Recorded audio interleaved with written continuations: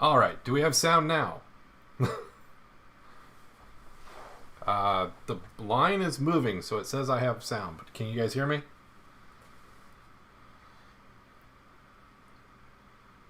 Not sure why that was frozen, but now it's showing me movement, so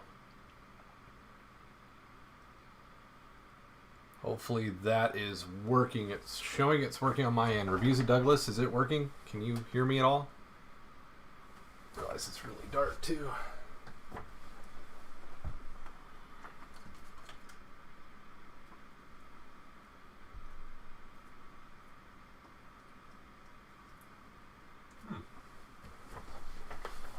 All right, there we got sound. All right, don't know what was up with that. It was connected and on, but meh. Stuff happens. All right. So as I was saying, tonight we are going to be looking at a bit of an upgrade here. So, courtesy of Creality, and one of Creality's latest printers release is the new Ender 2 Pro. This is my original Ender 2. And you guys can tell I have wired, rewired. They don't make parts for it anymore. It's obsolete, it's discontinued. But this little guy just won't quit. And compared to an Ender 3, the build plate's a lot smaller. And it has a weird leveling system. It's got 3 knobs instead of what would be the normal 4. So I'm curious to see what the new one has. Hopefully you guys are all doing good tonight. 2-day builds. Views with Douglas. Glad to see both you guys here. Glad to see you guys returning. But, as I said, Creality has sent me this one's replacement. And I am excited to play with that replacement. Get that thing out of the box. So, but this one, I just couldn't let it die. I have even soldered this poor little guy's bed.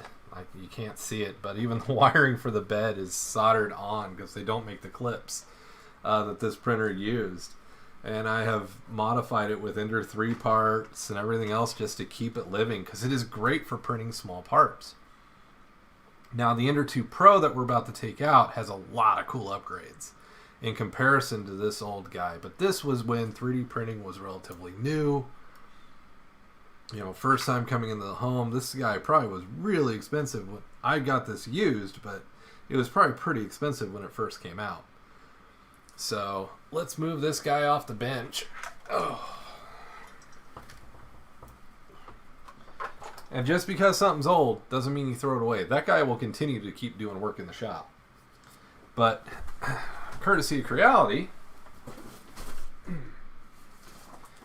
we have its new big brother to unbox tonight and put together on the stream and get to take a look at. Now, some of the changes that I'm excited about with this printer is they changed the extruder to a direct drive, which is just, or is it direct drive? I think it's direct drive. We're going to find out. So let's get into this guy. If you guys are doing model builds and stuff and get tired of the X-Acto knife, the Citadel mold line remover, I love this tool. It is sharp enough to peel plastic off of a model, but it won't cut you. It'll leave marks, but it will not break my skin. But it'll cut right through a taped box. It's great for removing, if you're doing a model kit and you've got where the screw connects and you got that little burr. It's great for getting those off. But it's just an awesome tool. I'll put a link in the description for it. They're a little expensive, but it's a lot better than cutting your hand with a hobby knife. All right. Oh, you caught me at hello. $10 off your next inland filament purchase. Oh, they know me too well. Cause yeah, that's my preferred PLA is inland. So that's just awesome. All right, let's see what we got.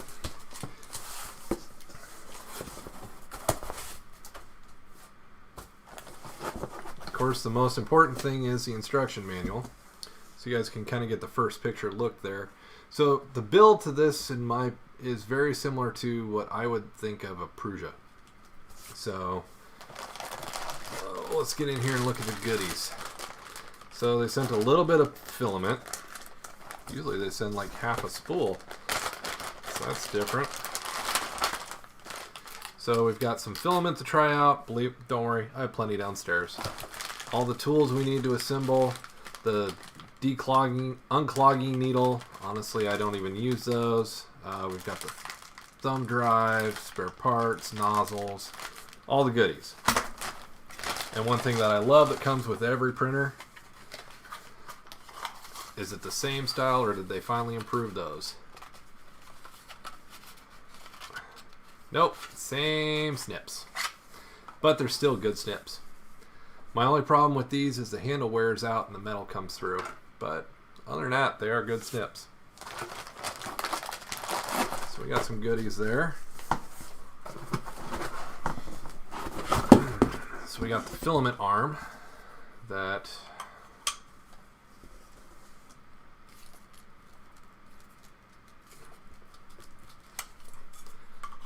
looks like it just locks in place together. Awesome. Nice offloading arm, so that's pretty cool. All handy and very much required power cord.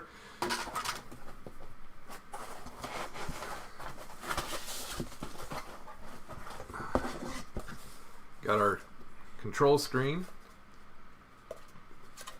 So that looks like one internal unit. That's nice. I like the knob. That is very nice compared to others.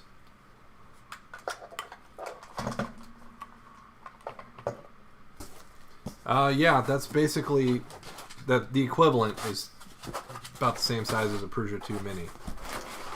Let's get this layer of out of here. Hope I got all the parts. Now here's the bad boy itself. And don't worry, the box will be departing shortly. Okay, I see what I'm going to have to do. I'm going to have to set the box on the thing off screen here and bring this up. That is one thing I liked in the CR10 V2 and those newer, the Max and all that, is they made the wires disconnected between where you could disconnect. And the Ender 3, it's not, and it doesn't look like they did it on this one either.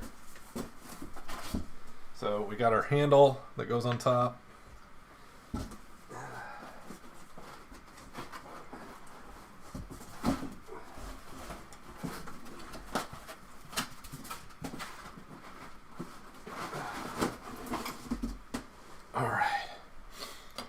And we got our tower with our x-axis and y-axis arm, and our z-axis rod and everything, our step, and our extruder, which very much looks, it is not a direct drive extruder. So it is a standard extruder. Boo. I was really hoping that would be a direct drive. And it does look like it's a nice hot end. So let's get this guy kind of situated here the way we would actually see this. So the bed size, same equivalent as the original Ender 2. It's a magnetic bed it comes with. So that's going to take a little getting used to for me because I prefer the glass beds. And I bet I could steal the glass off the other one, but you know. Let's see here if anything stands out. Love the built-in storage drawer. That's pretty cool. Honestly, I probably will hide a Raspberry Pi in there. Kind of move the axis back here a little bit.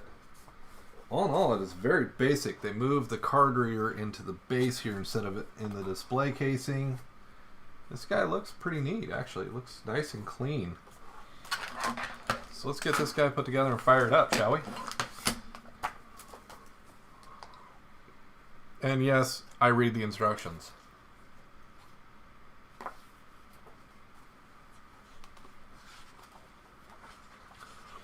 It's not going to replace the one I had. This one's going to augment. Believe me, I have enough print jobs. Like I have the ongoing project of R2-D2. small parts, very much lots. This printer is gonna get a workload with those small parts. So it's not replacing anybody. It's just another addition. It's printer number 15 in the scope of things. So I've got M4 by 16s are what I need.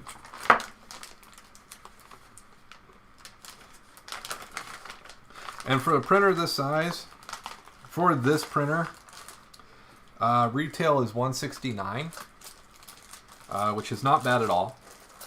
But if you've been watching Micro Center, they've recently had a coupon out. I don't know if it's still valid, where people were getting the Ender 3 for like $100 from Micro Center. That there was a $100 off coupon,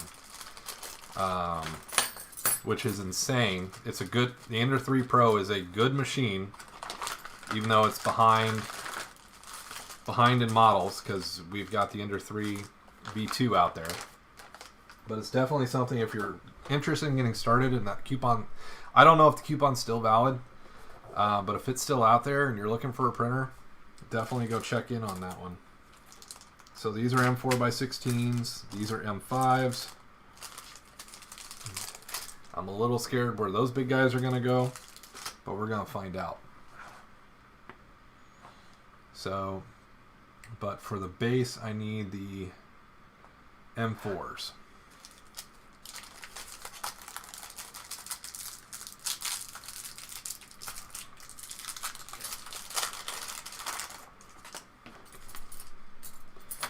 I love that they sent a good assortment of Allen wrenches and different sizes. I do miss the older ones that they used to ship this with, that used to have the rounded, so you could be at an angle and still be bolting. These are just straight-ons. I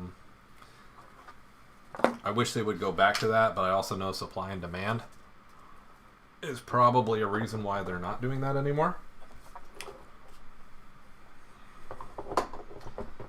All right.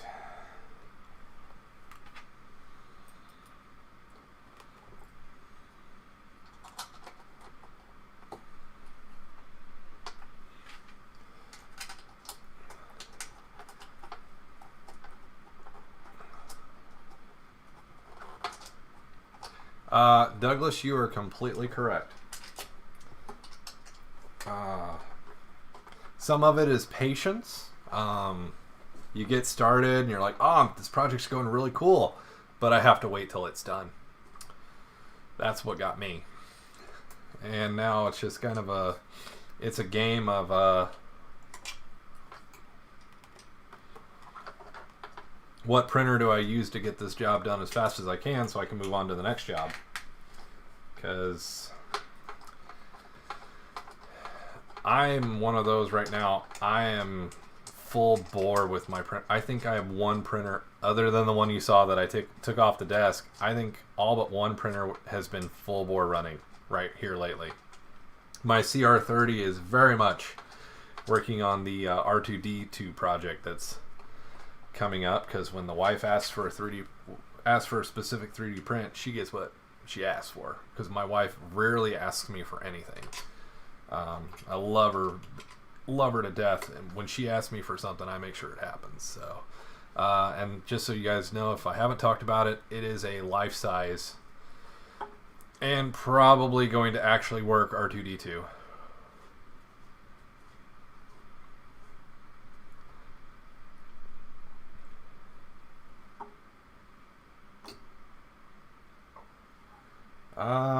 Well, let's put it this way, 2-a-day models. You've seen the list of just one set that I sent you. I got models filling up, model kits filling up, and 15 of these in the house. And if you're curious about seeing the shop, go check out the video on that. I actually think I do it twice, because I did the first time I walked through the shop. I built the shop, and then I remodeled the shop because we kept getting more printers. Yeah, we have definitely been adding more hardware into the shop. Now the next two bolts are going to go up into that beam right there. I have a feeling that's my two, yep, the M45s are going to go right up in underneath the carriage here, which were these two big bolts. I'm going to get them bolted up in there.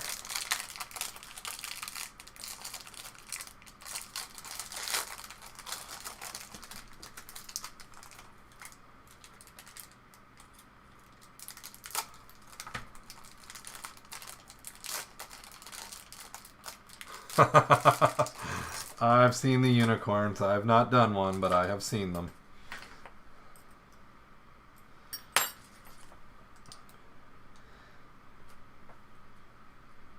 Alright, let's get these bolts in there.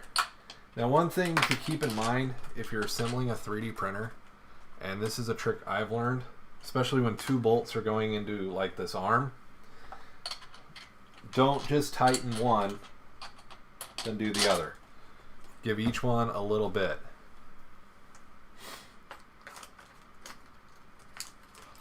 Both of them probably have the resin ones. And my resin printers actually changed because I used to have two Illigu Mars printers that I sold and because I was just getting too many printers, and resin is not my favorite thing, but it is something it's a necessary evil in this. Because I've got one resin printer that just is not cooperating right now, that I'm working on, which is my Photon Mono X. I've gotten some beautiful prints out of it, but it has been one of the more quirky of my printers. If you think about hopping into resin, I recommend the Creality Haylet and the Voxlab Proxima. Great starting machines. Yes, their print area is little, but you can do really cool stuff with them and kind of learn the basics before you step up to a big printer. That's what I did with the Ender 3 before I stepped up to the CRs. Because let me tell you, that CR10 Max is a beast of a printer.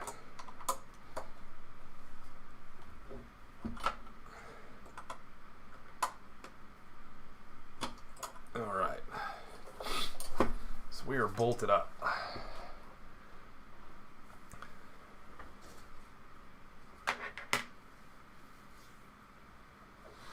The miniatures, I would say stay with resin. You can probably do it, but you're going to get cleaner and higher detail with a resin printer. I haven't looked at Prusa for resin printers, to be honest with you. Most of the ones I have right now have been sponsored, so I've kind of just stuck with what's been sent my way, and I've been extremely happy with them.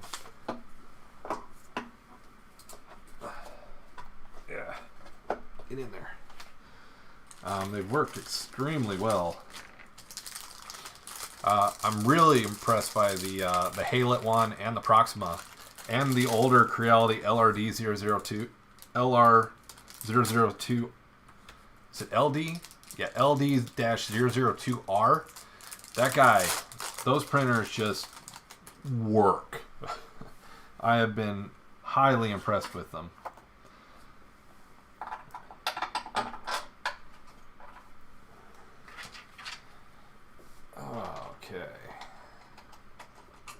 That is not the right Allen wrench. You gotta get the right one. I'm gonna get this control arm, or get this filament arm on here.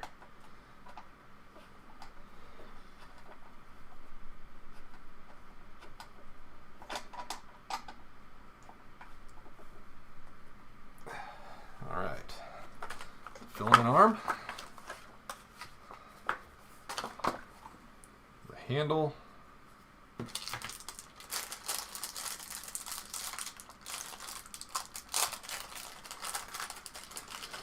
So in a way, just kind of looking at this printer, I think their intention with this one was to keep it portable.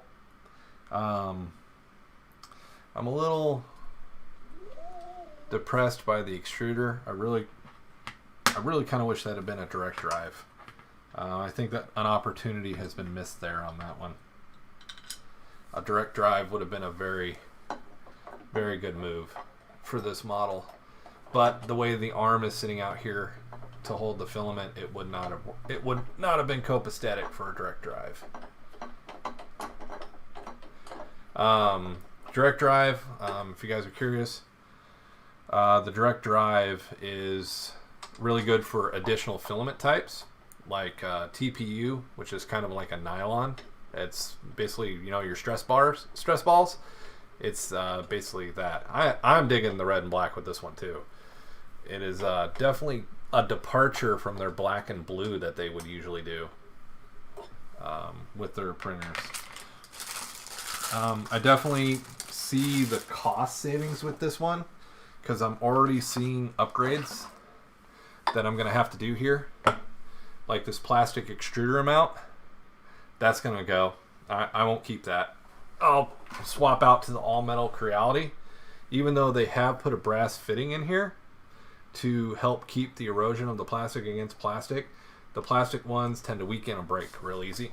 So that is one thing I will definitely be swapping out to metal, which is, it's like a $13 upgrade. Their switches seem really good. Sometimes I've found bad ones of those. I love that they put a belt tensioner on this one so that we can get good tension on the extruder belt. That is a great addition. So there are a lot of great things about this printer. I love the storage cabinet built in. The way things are put here looks beautiful. Now we got to wire it up. This is always the fun part, that you can miss stuff real easy. So up here, I'm basically just checking the wiring, making sure everything's plugged in. Which extruder, Z-axis or X-axis motor, everything looks good here. The switch is connected just fine, so that all looks good. But down here, and that arm is going to be right in the way. So actually, I'll unscrew it. So right here, we got the stepper. The stepper motor is not plugged in, and the stepper switch is not plugged in. So we'll get those plugged in so that the Z-rod will actually work properly.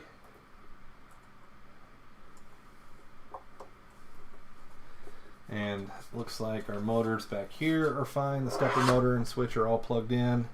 Those look good. All right, everything looks kind of good on that end. And we'll get this guy screwed back in. I do love that they gave this kind of some swing. That's kind of a nice thing because I can swing it and condense the printer for better storage. So that is a nice feature.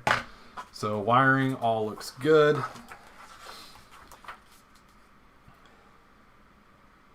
So now we got to wire in this guy. So we'll get the control panel. We'll get him plugged in. And we'll pull that tape back. We'll get this guy in his slots. We'll slot him home. All right, so that's looking good. Got it good and connected. And now at this point, it's adjustment. So we're done with the instruction book. We're actually going to get this guy powered on. We're going to power him on for a little bit, make sure everything looks right. Then I am going to set this guy aside. So the reason why I'm going to set it aside is, one, I'm going to plan on doing a, hey, we used it video. But two, I'm not going to use this. I see a tangled, horrible mess right here, and I don't have a normal spool up here because my expectation from Creality was the half spool that we would normally get with an Ender 3 or CR10, and we didn't get that. So I'm going to be have to wait to actually power her on. And I don't see a switch for voltage. A lot of times I would expect to see a 115 or 230 volt switch. I don't see that on this machine, so hopefully it's just a 110, or we're going to have other problems. But let's get her powered on.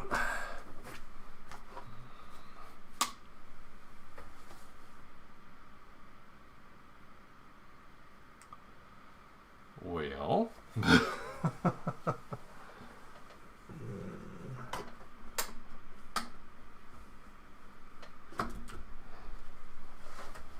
that scary.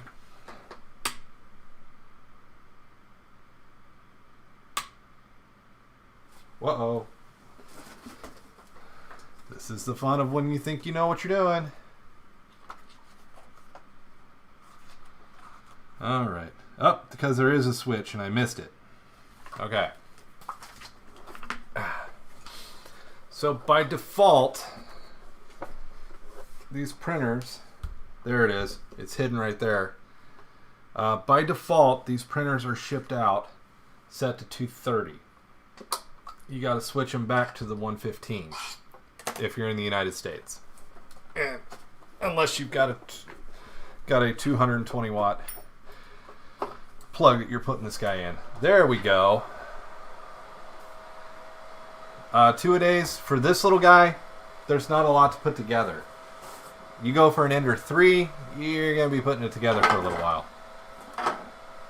So there we go. We are powered on. And let's see here.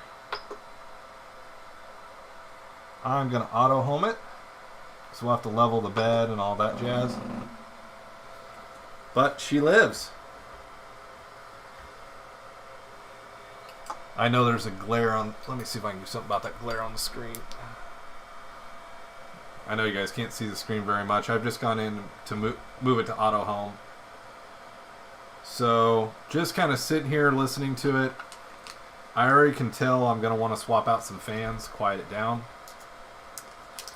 It's a little loud for my liking, but it's going to go down in a shop with 10 others. It's going to be fine.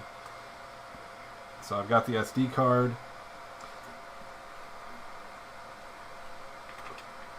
Plug that in. Let's see what we got on the card.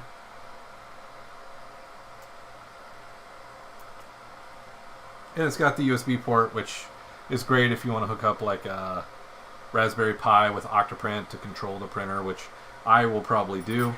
I've got one down there that I will probably use. So we've auto-homed, and if we want to level,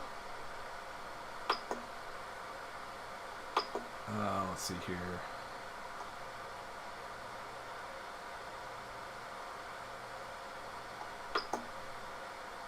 And I want to preheat for PLA. So it's going to heat up the nozzle so I can level this bed. Now, they made a crucial change here over the old Ender 2. The old Ender 2 had 2 and 1, which made it really hard to level the bed. This has the 4 bolts, which is really good.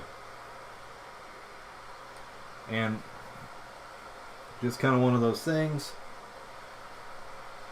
This is going to heat up to 200 degrees on the nozzle. The bed is heated, which is important for a lot of 3D printing. But all in all, for Creality, for $170, this is not bad. It's a small little machine. It's meant to compact, fold up, and be stored away when you're not using it. So it's definitely a good machine for like a part-timer. The print area is little, so if you're doing, you know, like you see me printing these big ships, this isn't going to work. This is going to be too small. But if you're doing small prints, like some of the Pokemon figures and stuff like that, you can still print a very tall, narrow item. So kind of keep that in mind. As you kind of work through this one, it does kind of allow you to have some kind of cool, fun stuff. But definitely a good one. You can pick these up at Micro Center. They did have them on Amazon, and of course the Creality sites are out there. If there is an Amazon link, I'll put it in the description in the morning. Some of them have not. This guy has not been on Amazon, at least where you can catch him. So, actually, give me 1 second, guys. I'm going to run down and grab a spool of film.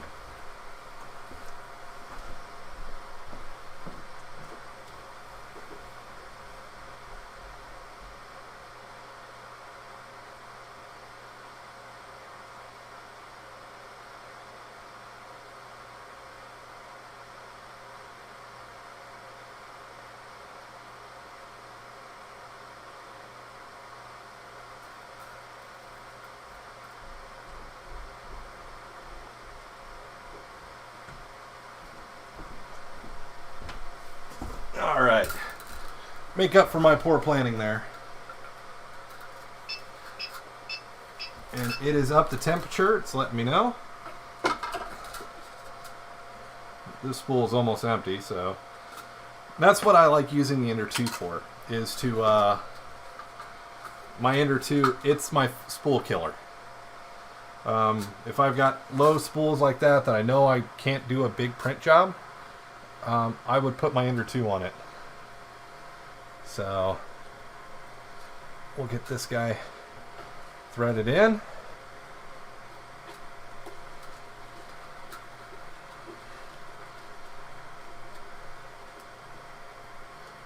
All right. It's purging out filament.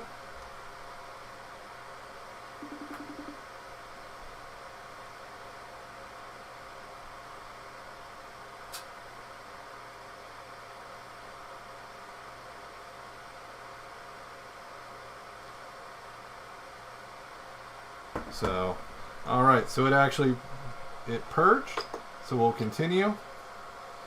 And we've got its first extrusion. So, now I want to level it. This machine does not have an auto level built in. I'm going to have to research if I can do it, if I can put a level.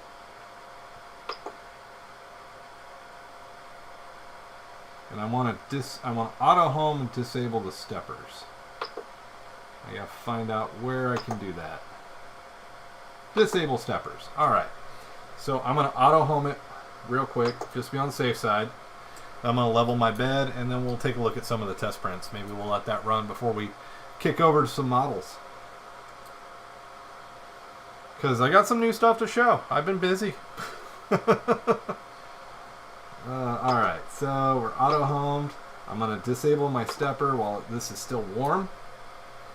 And I'm going to move my bed out, and oh man, I need to loosen this up.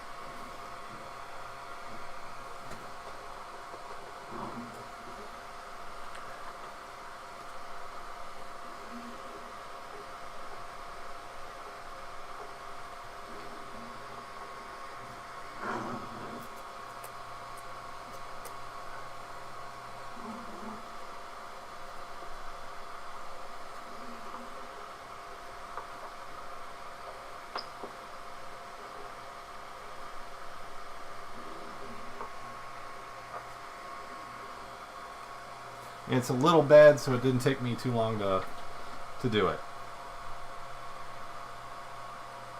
Oh, it's always that way, Andrew. There's always something. So let's go take a look at the SD card. See if there's maybe a quick little print. Print from card. Oh, there's spaceships. Oh. Okay.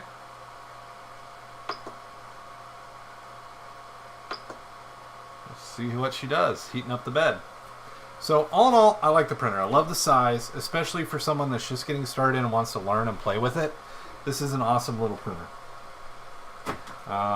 It's about the size I started out on, because I started my first printer on a Monoprice Mini, and it was a good little machine. And this guy, like I said, few upgrades already in mind for it. The extruder mount, with it being plastic, I'm not overly enthused by that. So that's going to have to be upgraded. And I will probably upgrade these fans. I'm a big fan of changing out to the Noctua fans.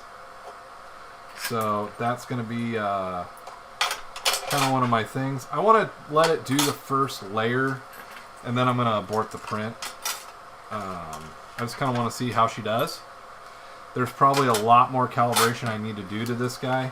I love the onboard storage. That is a huge perk over the older machines. The CR10, there is no storage.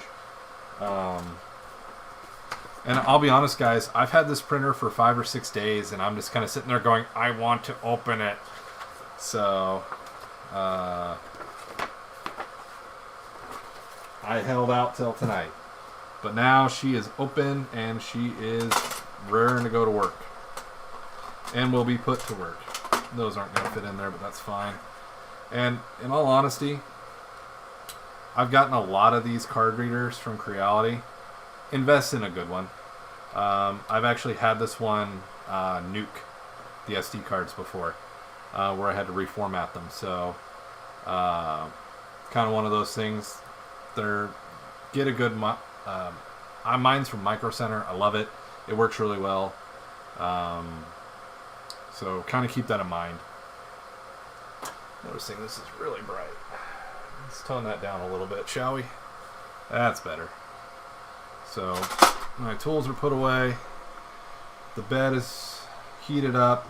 The filament's heated up, and away she's going to start going.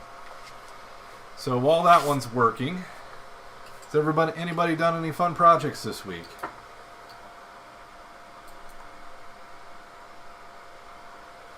Well, what I'll do is the Noctua fans specifically are the ones that I put in. They're ultra quiet. They're good PC fans. I'll have to figure out if this is on a 12 volt or a 24 volt board, because that will determine if I need to put in a buck converter or not to...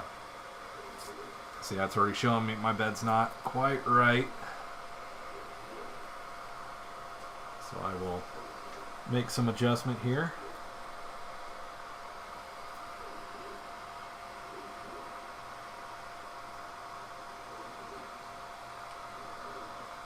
Huh.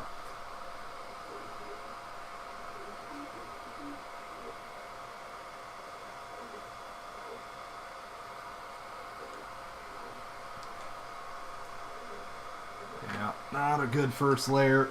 And unfortunately where the knobs are, it's kind of hard to get in here and make sure it's safe. But now it's starting to take. So, but it's going to make a big mess. And I don't want a big mess. So I will actually drag that out and let it relay itself, which it's doing nicely now. So while we kind of wait on that, this is just a cleaning stripe. I do that on all my prints. It starts off with a cleaning stripe. Just my way of making sure the nozzle's purged, especially if if I've just changed colors, I want that purge strip to make sure the old color gets out. So that's pretty standard in the files. Nice, a Yoda bus, nice. And I know 2-day model, I think we were talking earlier, your Boba Fett's coming along. So if you guys remember from the last stream, I talked about this guy that I had to fail on the warp nacelles. The entire fronts failed to print. So the plan for this one is a destroyed or battle damaged version. But we never give up. Got it. So got the proper warp nacelles. Everything looks right now. So this Reliant class is good and done. So I'm pretty ecstatic about it. It looks great. There are a few areas that still need a little bit of cleanup, but all in all, for a Sovereign variant Reliant class, Nebula class type ship, it came out really well. So I was really happy with that. Resin land's been going a little haywire. Got this nice Mando done the other day. Just finished him up, as well as this Mandalorian. The light's just not showing good color. Even with the gray, the base is beautiful. Came out beautifully. A lot of good detail from Resin Land. So, but all is not perfect in the world. And these will become their Star Trek semblances of destroyed ships. I tried to do some nice Oberth class starships. This one came out sort of okay. I think I can sand and make this one completely presentable, but this guy lost its entire front of its saucer section, so this is definitely going to have to be a battle damaged. It keeps bringing me back to the episode where I think it was Hero Worship, where the boy was trying to be the android, and so Birth class, the whole front of it was all smashed in. I think I'm going to turn this one into that, unfortunately. But I'm going to keep trying until I get a good one. I think I'm having a problem with the Ender 3 that I'm using. I'm noticing over extrusion. I don't know if that's a model setting or if it's actual setting with my Ender 3. But we'll get one of these kicked over to a CR10 and we'll definitely get one of these. So definitely got some casualty ships to make here. Instead of just throwing them away because they had some failures, we'll turn them into a really cool battle damage model. So it's a little bit of what I've been up to this week. If you guys are really interested,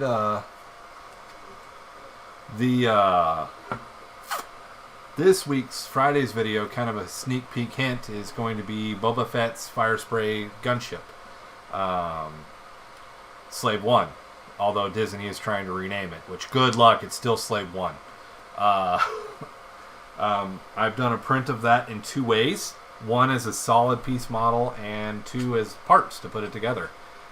Which maybe next stream, that's what we're going to do, is put that model together. So here's hoping to that. And I've been playing around with a model of Mando's new Starfighter. So we'll probably see both those on Friday's video. So kind of a sneak peek there. And then, of course, you know, we can't not play with the Empire. I was having some fun with, you are not going to show the detail on this, with some nice TIE fighters out of Resin Land. So these came out really well. Really eager to kind of get these into primer and get some paint on those. And those are scale for the X-Wing game. So, and then I had to go have some fun. Who doesn't love Wally? I mean, come on. Nice little Funko Pop version of Wally. So, been a good week in the print shop. We've had a lot of good things go. A lot of big models finish up. So, yeah, they were trying to call it the Fire. They're trying to avoid the Slave 1 name. If you watched when they went and rescued the ship, was that episode 3 or 4? That they were trying not to say its name in any of these, when all the books and lore, it's Slave 1. So, kind of one of those things. Kind of a, yeah, we know Disney, but, you know, let's just try to argue it out a little bit, shall we? And I am actually going to cancel this print. I'm going to stop this print. Because one, it's whistling. But we can see it started to actually lay down. And you're going to go backwards because you're in Ender 2. The Ender 3s will put it out and present it. Now it'll let me have it. But we've got a good... Once I kind of tweaked it a little bit, we finally got a good first layer lay down. It's going to be hard to take this off. Actually, no. I just noticed. There was no putty knife with this one. I'm not okay with that. But they probably skipped it because they gave the magnetic bed. This is something that's unusual, is the magnetic bed. But it finally did lay down a good first layer. And we'll try those prints out later on with this down in the shop with the rest of its peers. But all in all, I like the machine. I think there are some definite changes that could have been done with it. It would have been a lot better if this had been direct drive and had the filament mounted up here so it could feed in. Having the smaller platform with the extra filament types would have been kind of cool. But can't have everything. Maybe that's a video we'll do later on, as I will maybe upgrade this to that. But I will definitely replace the extruder mount. Probably not immediately, but I will get one ordered probably before too long, because I don't think I have a spare right now. I love the flexible plate. I do actually prefer that this was glass. Can't have everything, but I mean, when you take it in comparison, I'm going to try to have both these up here at the same time. This may not work well. When you look at the new versus the old, I mean, you can definitely tell a lot of the design is still there, but there is definitely a change in the way the machine is done. This one has been upgraded out the wazoo, because this is the original version. I got my glass plate. I love that it is a 4-point leveling thank you for that. Oh my goodness, Creality. This is a nightmare on the 3-point leveling here. On this one, it can be a real nightmare. Card reader's updated to the micro SD. USB port is upgraded. Love the onboard storage. The casing is pretty cool. It looks like an upgraded hot end, which is really good. And I like the way that this was designed to be portable, because on the old version, this is where direct drive could have come in real handy. Here's where your filament arm is on the top. So this guy might actually get a complete overhaul to a direct drive, because the filament arm is where I need it to be. I just need to flip it around, and for a direct drive it would work great. So we may have some future conversations on the original. But it's also one of those things, the original is no longer produced. So I'm going to shut this down so we have to stop, so we can stop listening to the fans. Hopefully that's better. We don't have an annoying whine in there. So all in all, I'm liking what I see. I'm glad we put it together on stream. The heated bed definitely heated well. I love the pull away. It didn't really tarnish the bed at all. So that's really good. And the carrying handle makes for a nice addition to the printer. So we kind of talked about some of the models that went through this week. Yeah, definitely a new addition to the shop that's going to be put to definitely hard work. Definitely some hard work going to be put out of that machine. Let's see here. What do we got going on? What are you guys working on? Any models or project you guys are working on that's eating up a lot of your time? Actually, I do have a project I need to work on.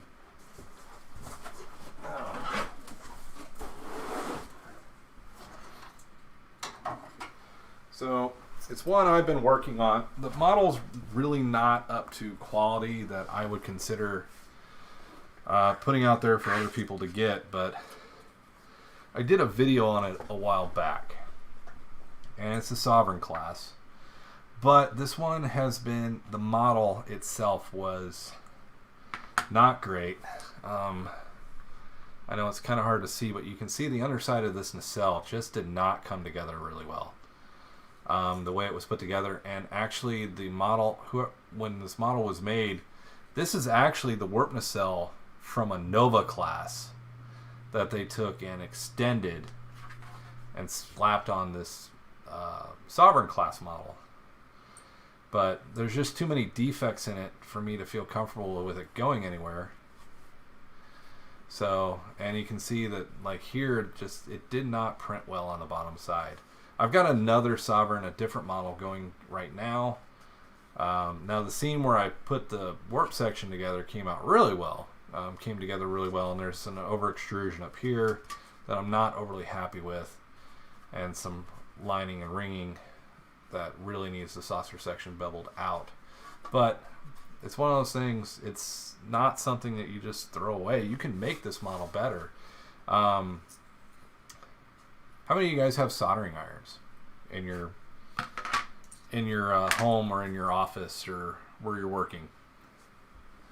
So surprisingly, or wood burner set, surprisingly, it's a tool of the trade for 3D printers.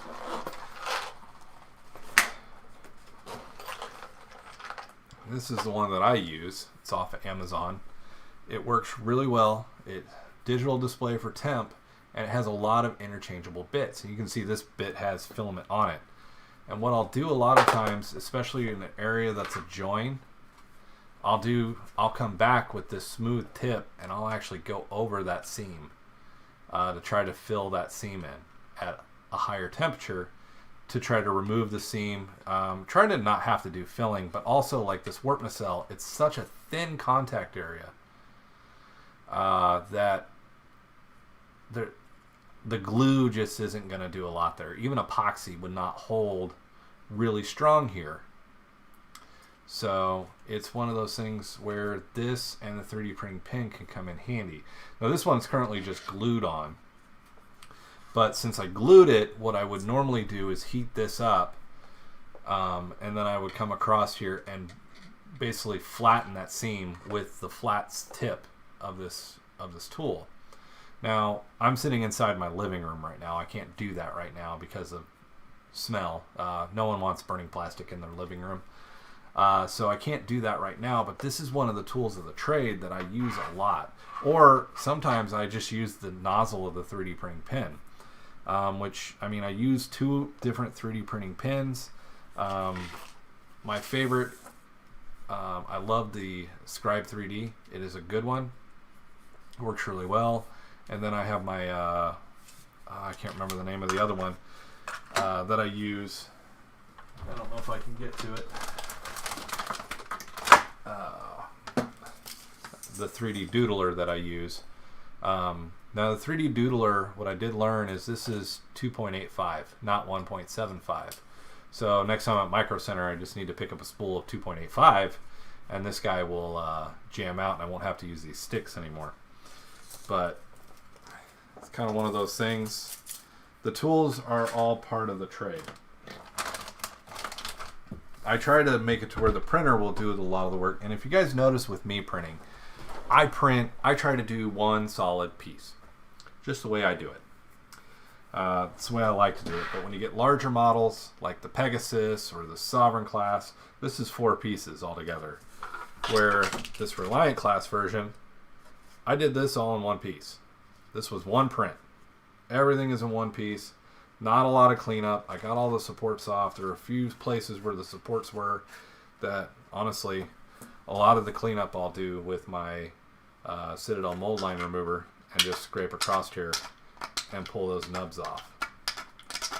So that's why I love this tool, is I can get in there, I can get it, and I'm not worried about cutting myself. So definitely a tool I recommend. It's a little expensive. I think this is, close to the 20 bucks side, but it's worth it. Because how many of you guys have cut your hands with the X-Acto knife, the hobby knife or X-Acto knife? No one likes doing that because that sucker usually goes deep. No matter how good you are, you still do it. You can't tell me you don't or haven't, because yeah, we all do. And some of us have the unfortunateness of catching it on video. But this guy, I need to get the other nacelle on, and then start doing the smoothing process. The smoothing process, that's Mike has to go sit out in the garage in the cold and do that. So, but luckily we're having a few days here that are coming up. I think today got up to 60, and yet last week we had like 14 inches of snow. Welcome to Missouri. It's kind of one of those things, but let's get this warp nacelle on here. It should not be a hard addition, so a little bit of gray filament, we'll be good to go.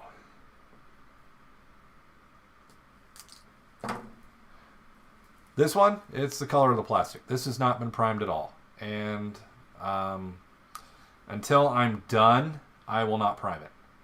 Priming and painting are the last steps of the 3D printing. Just like that Voyager model that left here yesterday. It's not primed. It is what it is. We're gonna heat this guy up. Because one, there's no point in priming while I've got plastic work to do, because then I'm fighting through the primer. And yeah, there's no really priming that. That's almost, to me, is almost throwaway. But I'm gonna try to save it because this is gonna be a personal model for me. Because basically, when it's on the shelf downstairs, you're not gonna see that, and I'll fix the seam lines and get rid of that. Oh, matter of fact, let's get rid of that over extrusion spot real quick. Don't even know it was there now. So priming and painting are the last steps. Printing, assembly, smoothing, filling, all that takes place before I ever prime a model. So, and honestly, a lot of times models don't stick around long enough to get primed. So, for example, like these resin ones that I'm painting right here, these have been primed. They're acrylic paint, and they're coming along quite nicely. A lot of detail work on this. I really got to get into his beard. I got to finish his eyes. That's kind of the biggest thing right now is his beard and eyes, and do some more work on his guitar and finish up his axe back here. And I think this guy is just about, and do some dark work into the floor. But priming and painting are the last steps that priming, painting, then I'll seal with a matte varnish, usually like a Tamiya flat varnish. Then I'll decal, because I don't want the liquids from the decals and stuff pulling up the acrylic paint. Then after that's done, then I'll either gloss or matte finish again, depending on what the model is, and just kind of go from there. So it kind of, and my priming method is a lot different than a lot of other people's. I will prime black. I'll prime it all black, and then I'll kind of pick where I want the model to have the light coming from on it, and then I will come back with a little bit of white spray primer and just spray to create a highlight on the model. And when I'm going in doing darks and lights, that coloring can be very helpful. And the pen went to sleep on me because I wasn't paying enough attention.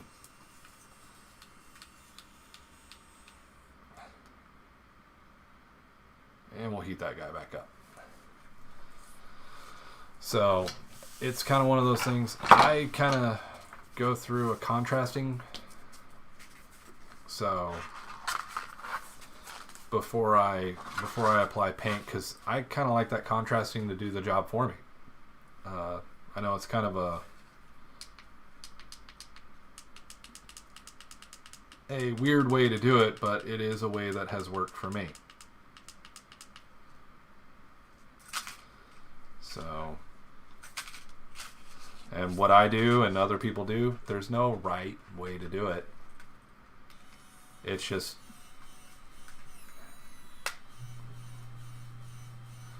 what works. Actually, this is the first time I've used this pen. So, the eScribe, the Scribe 3D, like this one, it has a ceramic nozzle, where the other one has a metal nozzle, just like the printer. So you got to be a bit more careful with these. It's easy to break the ceramic nozzle.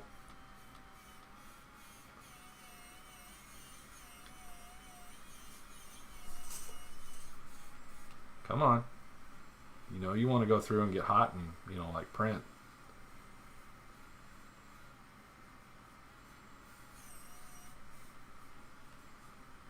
Come on. There we go. Get that sealant out and start seeing our filament here coming out shortly. This is a matte from a printer, by the way. That's why it's here.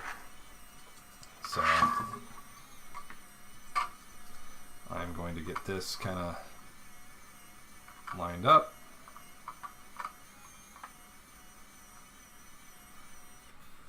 I'm going to stop the pen for a second. I'm going to bring it over. I'm just going to let the nozzle do some pre-welding for me.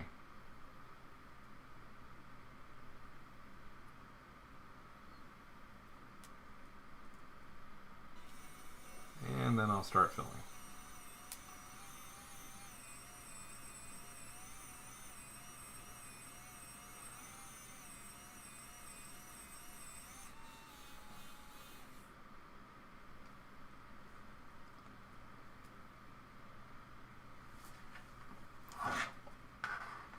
Flip it over, clean the nozzle off, and then make sure we got it positioned the way we want it, and come back and do it again.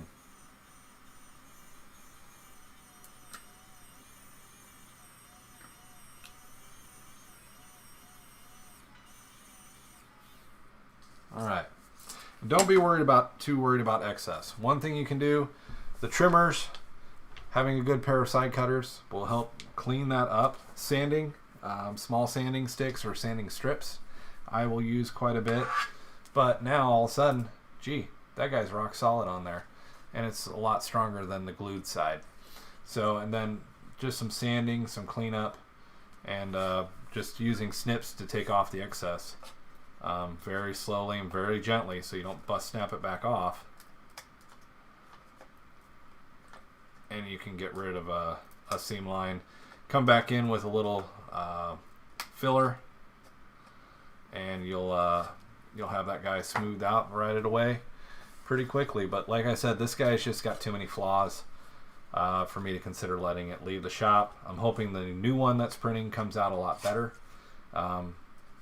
But that remains to be seen, because this one had some flaws too. Like the navigational deflector, this whole bottom side just looks derpy and lacks the detail, but where the top has really good detail. So that's kind of one of the ones why this one just kind of stays here. I'll try to make the best out of her if I ever get to painting her, but it did need to be put back together. So it's one of those things that had to be worked on. So now I got it back in one piece, and I'm not going to lose the warp nacelle because I lost it like twice. But that's how fast the 3D printing pen can actually help out, instead of trying to get epoxy and stuff to finish these up. The 3D printing pen can actually be a really good tool for that. So definitely kind of one of those things to kind of keep in mind. Actually, and I know people, this is all they print with. They do everything with the 3D printing pen, which is some of the work out there. If you go watch some of the videos of people with just 3D printing pens that have made like dolls, complete dolls with just this tool, it is amazing what you can do with just this pen and a little bit of artwork. And don't burn yourself, because I've burned myself a couple times.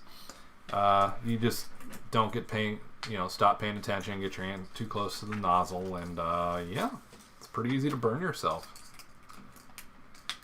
So, and this is one of my other favorite brands. They used to include these mats with the filament. I don't think they do anymore, but Duramec 3D, really good brand out there on Amazon. I'll put a link in the description. Inland is my top, but I do like the Duramec. It is a handy filament, so I'm just kind of cleaning up a little bit, because I try to keep these as clean as I can, because I want to keep using it. So, but as far as stuff primed and able to paint on, I don't have a whole bunch here. Kind of been one of those busy weeks.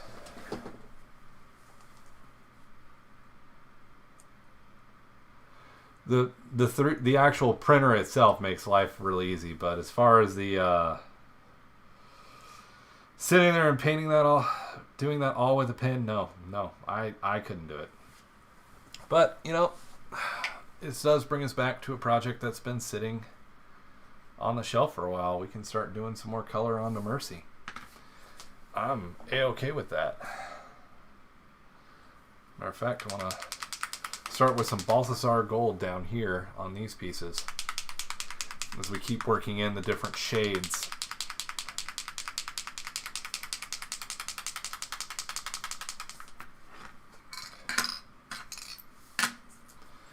I've got a ball bearing that escaped yesterday, and I found him earlier, so put him back in the holder with the rest of them. So Mercy is a resin print. This was done in one piece with the Photon Mono X to get this size. But all in all, it is a fabulous model. I'm very pleased with it.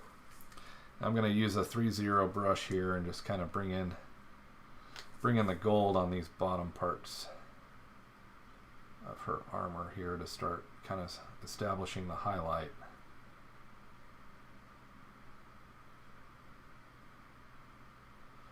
And what I'll do is I'll blend in some black into this to definitely get within the crease lines of the armor, between the red and the indents of the 3 armor pieces. Shout at me, guys, if I start taking it out of camera view. I have a bad tendency to do that sometimes.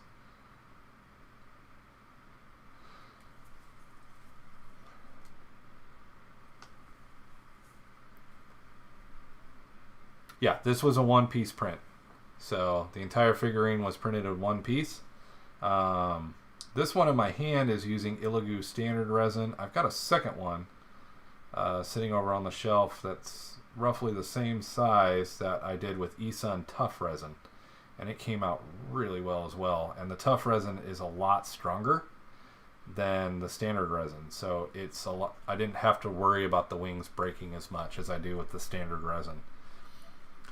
So it was kind of one of the cool things of, and thank you Isun for sending me that bottle. That was an awesome thing that they did, was sending me that to try out that resin. And I actually wound up buying another bottle because I liked it so much. But yeah, this is from early on in the streams, and it has just been sitting there. So I'm kind of glad to be getting back to it tonight.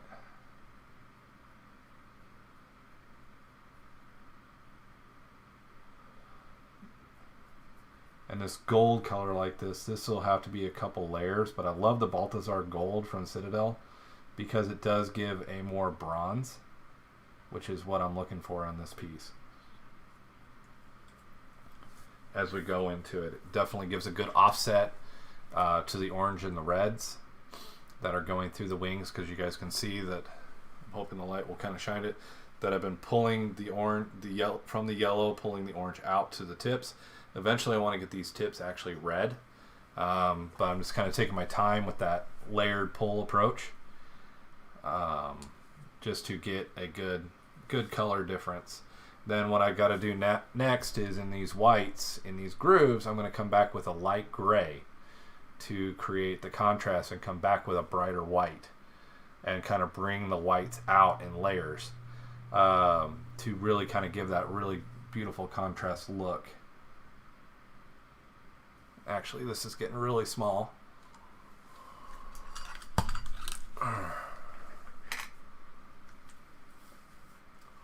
So it's time to get the derpy tool out. This is from Yugasee, guys. This one is a really neat glasses because I can pop these off and change the frames. I can also wear my normal glasses with these, which is really awesome.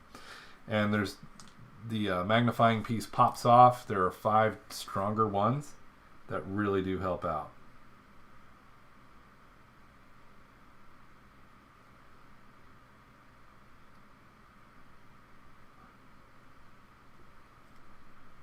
This is one of my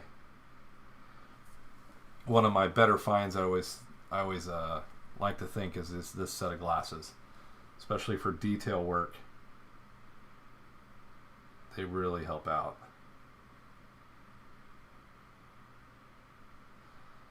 And resin models can sometimes be porous depending on how they were cured. So sometimes it's necessary to come back with a couple coats to make sure you get all the pores. Because depending on the resin, it could have had an air gap in it if it was like a hollow model or something like that. So definitely one of those things that can be kind of harder to work with. But I'm actually kind of excited to be putting a little bit more color into this model.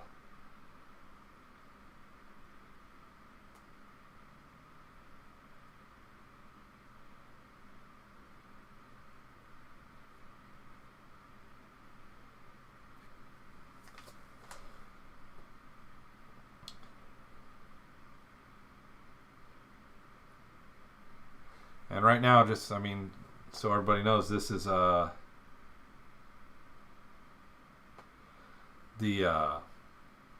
this is very much this is all hand brushed.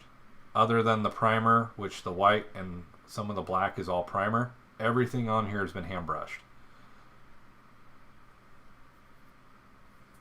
Yeah, definitely if you guys are enjoying, or if you're new here and haven't watched before, hit that like button if you're enjoying the content. Join the crew, make sure you subscribe, because we do this every Tuesday night.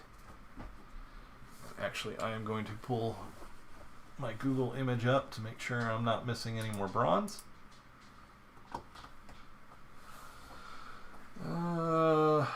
Looks like there's a few rings on the staff, actually. I think I'm going to wait on that because I've got some more work to do on the staff, but there is a piece back here of her cape. And some of this metal work I think I'm going to do in the bronze just to make it pop out. Now, I'll put these in the description below as well. I think these are like 30 bucks, and they're rechargeable. The light recharges. These pop out, which is great, and it comes with 5 different sets. So definitely worth the investment if you're into miniature painting. Because like this one, I shouldn't need them as bad on this one, but when I'm doing this little guy, these things pay off dividends on being able to see all the little lines of detail. And yes, that is a little version of this guy. This guy is about 300 or 400% larger, and I've been doing all the detail and kind of doing a reverse pattern, so there's more burnt CNN stuff on his jacket, where the other one has more green. But it's definitely one that I'm working on. And of course we've got, you know, the companion as well that I'm printing, that I'm working on the paint with. A lot of these are just in base layers. I haven't added the actual layer over the base, to start making the color and contrast. So that's all kind of work in progress right now.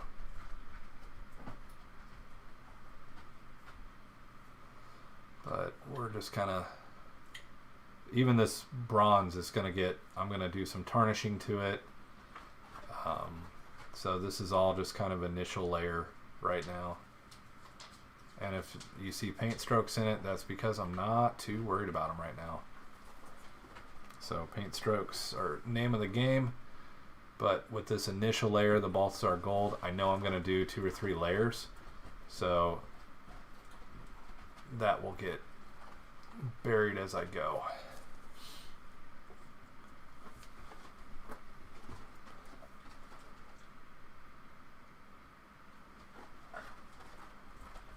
And I'm not too worried about the base right now. That will come later. The base will probably actually be the last thing I do where she's standing. I'll probably do some metal work, but I'll probably also put some glue and some terrain bits and stuff on there as well to kind of make that one look really, really beautiful.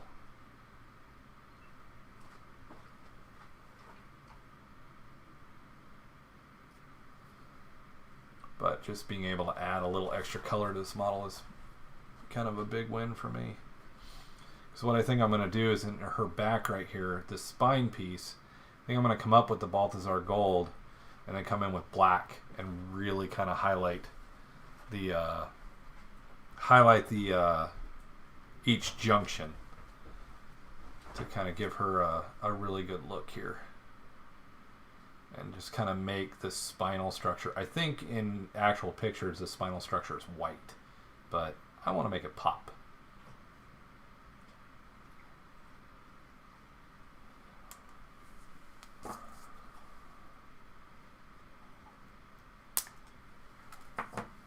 Piece of support snuck in there.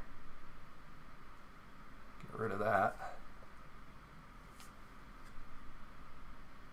Hey, Zai, what's going on? First time seeing you in here.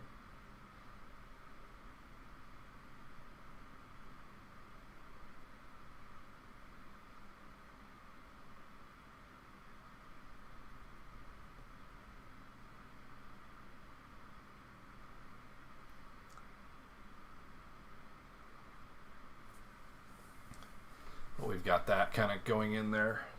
It's a really cool color.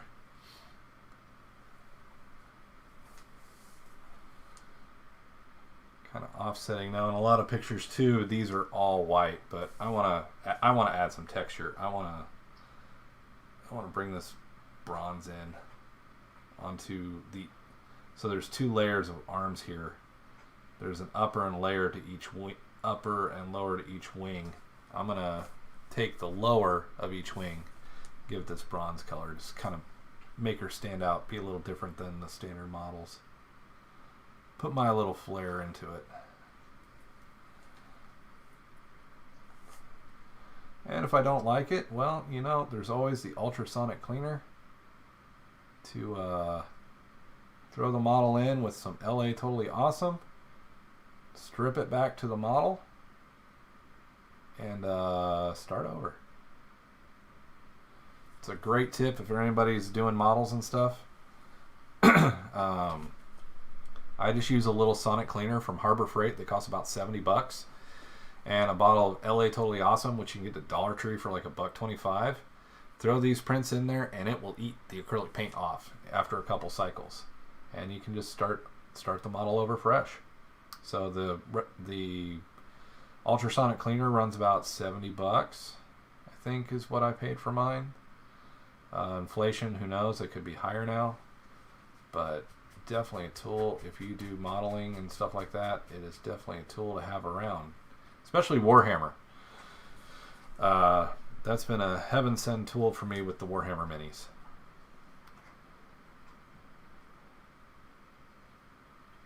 So basically I just kind of like the way this Balthazar gold kind of contrasts the model a little bit, especially once I get the red faded into the tips here. Zai, you're always welcome. So you are always welcome in these streams.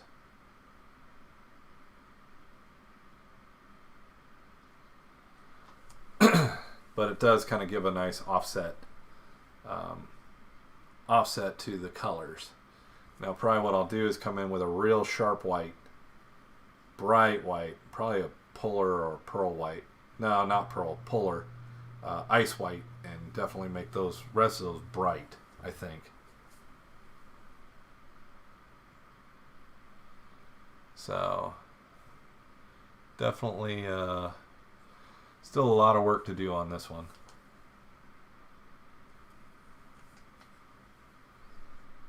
So, but once the red's on here, I think it'll definitely heighten this.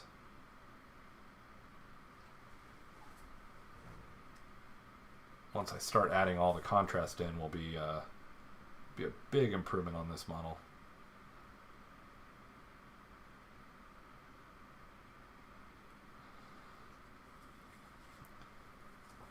Then of course I'll come in with some bright golds, get her halo, and all that, all nice and bright and gold.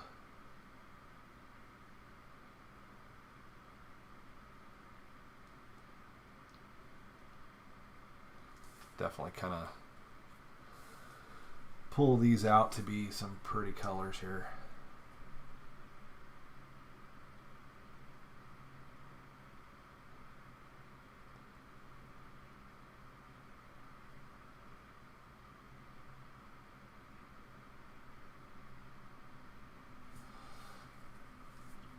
But that's just kind of one of the projects that one of many painting projects going on right now. So actually Zai just happens to be one of the projects on my table. We'll maybe hop to Lilith here next. Get some more work done on her. Once I finish up these last two spines, I think that's what we'll do. And let this bronze kind of dry so I can come in with some dark and some light later on to kind of make it look the roundish pieces that it's supposed to be and look kind of nice.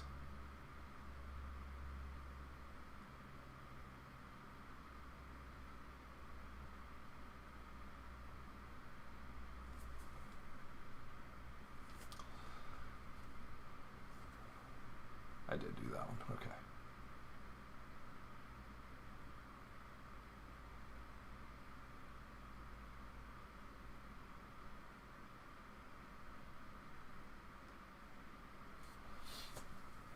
All in all, it does kind of give a snap to that yellow, to snap that out. So definitely, I think, an improvement and a step forward, adding that little bit more splash of color. I do need to come back actually on her shoes and do a similar color along the bottom, create that Z in her shoe, but I think I'll leave that for another time because I still got to pick what I want to do with the staff. I need to come back into these seam lines with gray and kind of make them pop again. I'm actually gonna take those off because I'm done working on this one for now. But it definitely is a way to get this working. And I'm going to push this up a little bit. I feel like that's gotten pushed down. And it's kind of playing with the light. But you can kind of see it kind of creates a darkness in it, which is great. And then when I add that real sharp, bright whites in here with a little bit of gray undertone, it's really going to pop that out. And bring her hair color in is really going to kind of help out too. So all things that we got to get to. We'll set that one aside. Clean the brush, a little bit of distilled water. I love the Citadel cup for cleaning brushes. It works really, really well for getting your paint out. Oh, painting is a constant battle.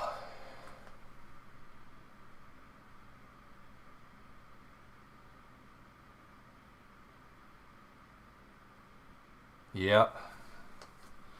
That battle-worn armor is definitely a fun one. Now, Batwing, are you going to let me have Lilith? Okay. There we go. So this is still a work in progress. And I've got the purples laid down. I've started putting some of the purple into the black. I need to start pulling the greenish in to her face, which is going to be kind of a greenish tan and up into the crest. I need to come back with some darker, dark purples into her dress to really start giving the contrast. I still got to work on the skulls and work on what is going to be a puddle of blood that she is standing in that is kind of going as a waterfall down into the skulls. So definitely a lot of work to do on this one. Yeah, that's actually why I'm painting right now. Stressful day, ready to just do something fun. And let's see what I have in light tans. What do I got? Yellow ochre, no thank you. Ooh, olive flesh. One of the paint lines, you guys saw me using Citadel. I love Monument Hobbies Pro Acro line. You can only get it at the Monument Hobby website, but these guys shipped quickly. It was really, really smooth transaction. And I love that the ball bearing is already in the bottle. You've got you can use the squeeze tips. You can take this off. And I love, contrary to Citadel, and that the bottles come sealed, which means this paint is not going to dry out. So definitely a step up compared to a lot of paint makers with this line of paint. So it's definitely a go-to paint for me. I love the colors. I love how vibrant they are. Even their transparent paints. For when I work on Star Trek model kits, I love the transparent paints for the warp nacelles, because I lay down a clear matte on the nacelle, and then I'll come back with the transparent to get a good hold onto the plastic. It's definitely kind of a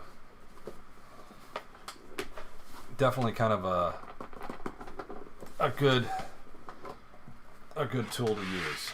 So, and of course, wet palettes are your best friend, especially if you're mixing colors and working on stuff like that. The wet palette can be your friend in this kind of work. So, and I'm not sure I mentioned it, but the bottles come with a ball bearing already in the bottle. So unlike Citadel and Vallejo, where you got to buy a ball bearing, or you get the paints like these AK paints, I can't put a ball bearing in there. I just got to hope shaking is enough. These guys really kind of go up above the line on their paints. So it's definitely kind of one of those things. And for now, I'm just going to use the olive flesh that was just on the top of the lid here. Make sure I keep this within frame.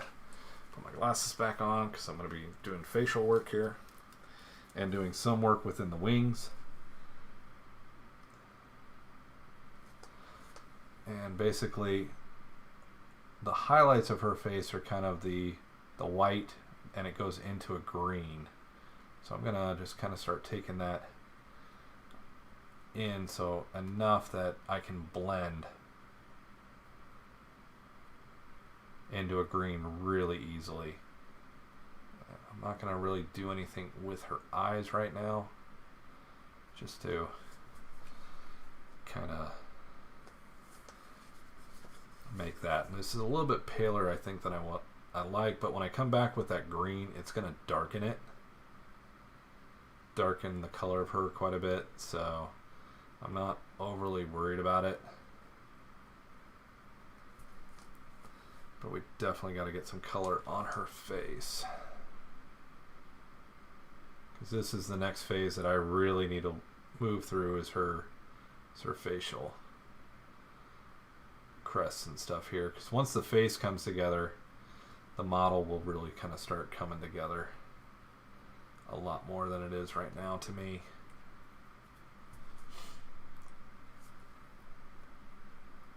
And probably what I'll do is I will take this same flesh color that I'm applying, and I'll start with a very, very pale green and just kind of start at like the edges right here in the face, and start really kind of giving the color and contrast to her face.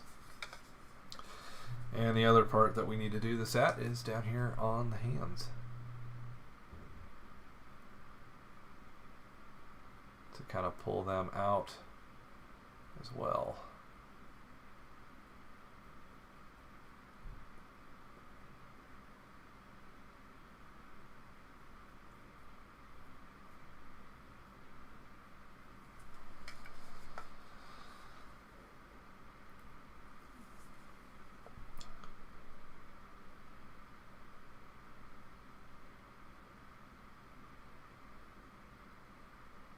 Really kind of pull this in. And what's nice about this color is when it dries, you can already see it's kind of turning to a grayish olive flesh. So it looks bright when it goes on, but then it really kind of darkens up, which is exactly what I want for this model. All right.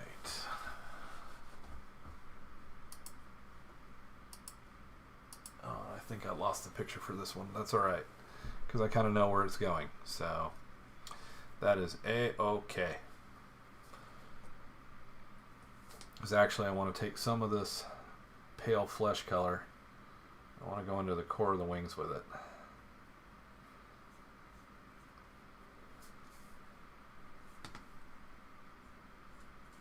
It may look like I'm just slathering it in right now, and that's because I am. Because I will pull it into greens and pull that into the purples and the blacks. So I'm just kind of giving a base undercoat to really kind of do that pull with, to give that light start.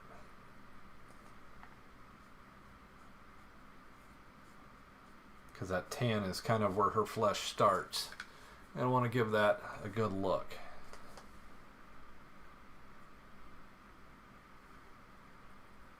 And with this, pushing this base coat into it, it's not really worried about screwing it up, because this is the bottom layer.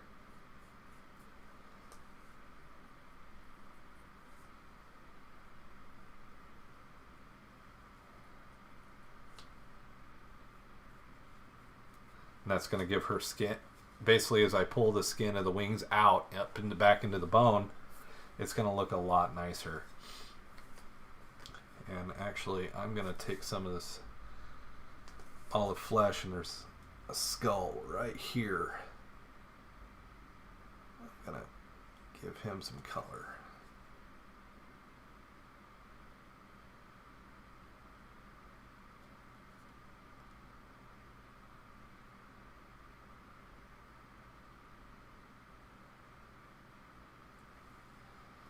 All right. Then actually, since I have some to use up, I'm going to just kind of mix it into some parts as a highlighting option into these skulls that I've done, to just kind of give a different color contrast because these are just Wraithbone white, and then I've kind of come back with some gray on them just to kind of give a highlighting contrast to the bones. I still plan on coming back with an ivory and a few other colors to pull the bone structures out, but kind of a way I'm kind of just doing a dry brush method here to kind of give this a good highlight. So I need to take a pencil on here and kind of draw where I plan to bring the blood down, because like this skull here, I kind of want to make it like it's crying out of the eye sockets with blood. Getting a bit gory on this one, which is not normal for me, but I just kind of, I see some kind of, I mean, this is a Diablo model. This is an evil being that blood and gore and horror is just kind of a normal way of life.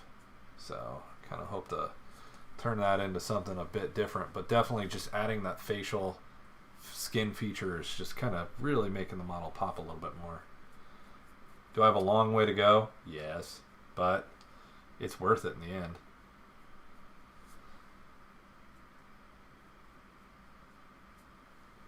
Because as I come back, that's creating that contrast level. So I'm going to set that aside and let that dry. Oh, and we're getting to, we got 10 minutes left, guys. Any 3D printing questions, model questions, any stuff like that you guys want to ask? So we'll move into the last 10 minutes of kind of Q&A here, and then we'll close out this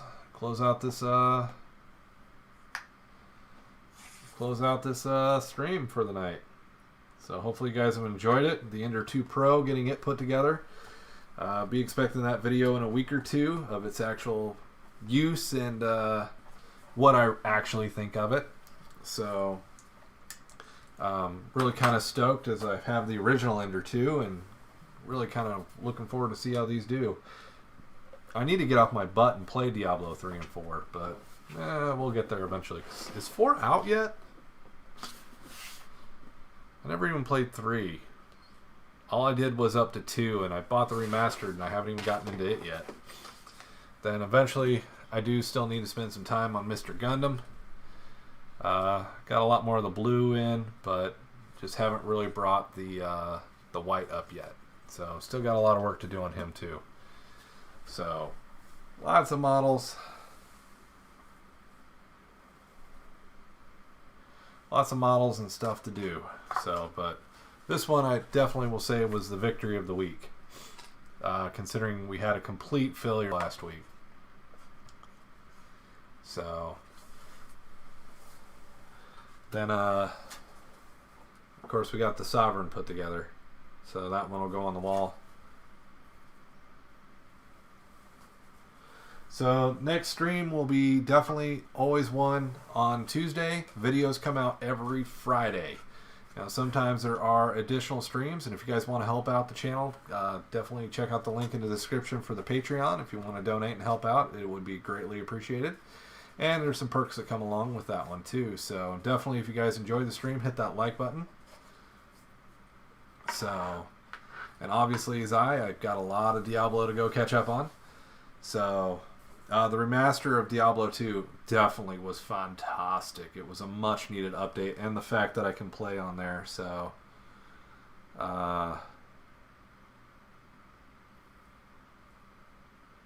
definitely one of those things that's going to be one of those fun things. But yeah, new videos come out every Friday. Is Diablo 4 still in the works? Was it announced in 2019 then maybe? Why do I have a feeling that's when it was announced that it was going to be made?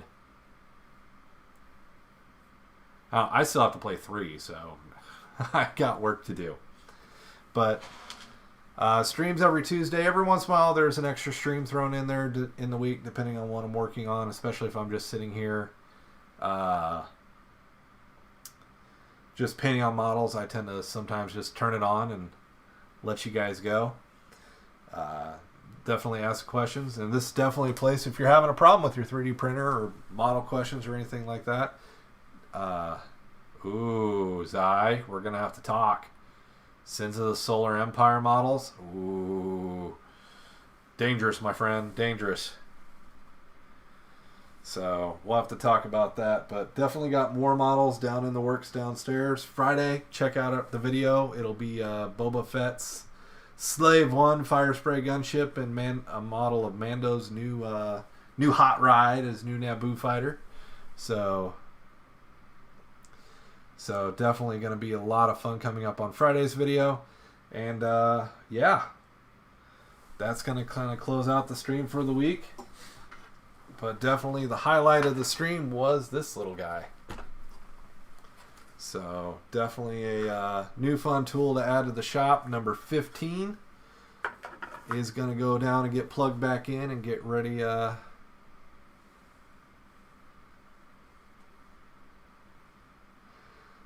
organizers.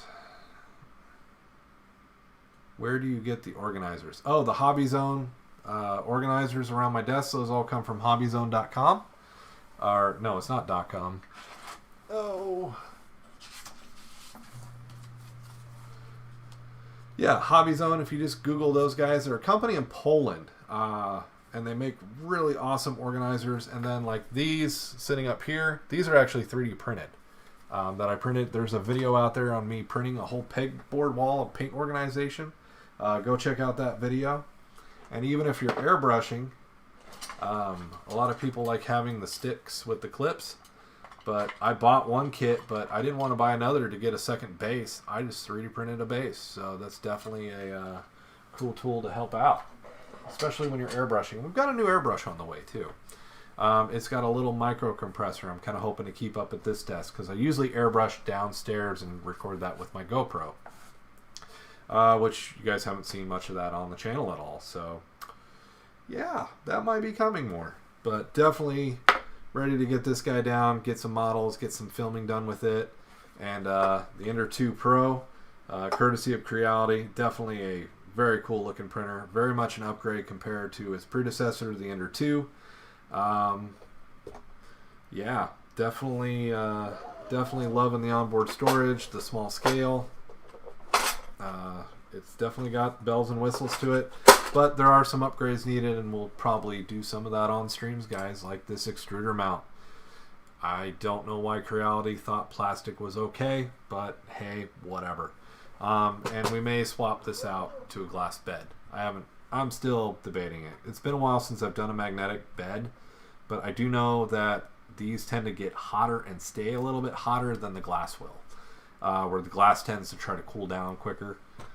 So I'm going to have to play with my settings for that to make sure I don't have a model warp off the bed and stuff like that, because last thing we want is a model losing adhesion because it's too hot and then having the spaghetti mess. And if you guys have 3D printed, you know what I mean by the spaghetti mess.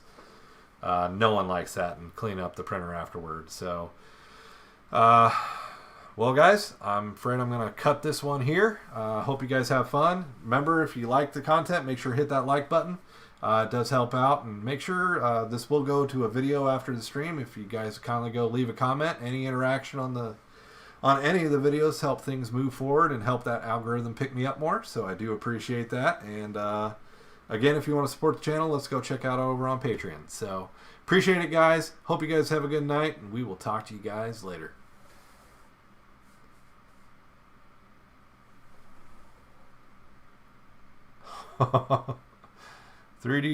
print while driving. No, Zai, I don't think I'll be doing that, even though I think my car could probably do it now.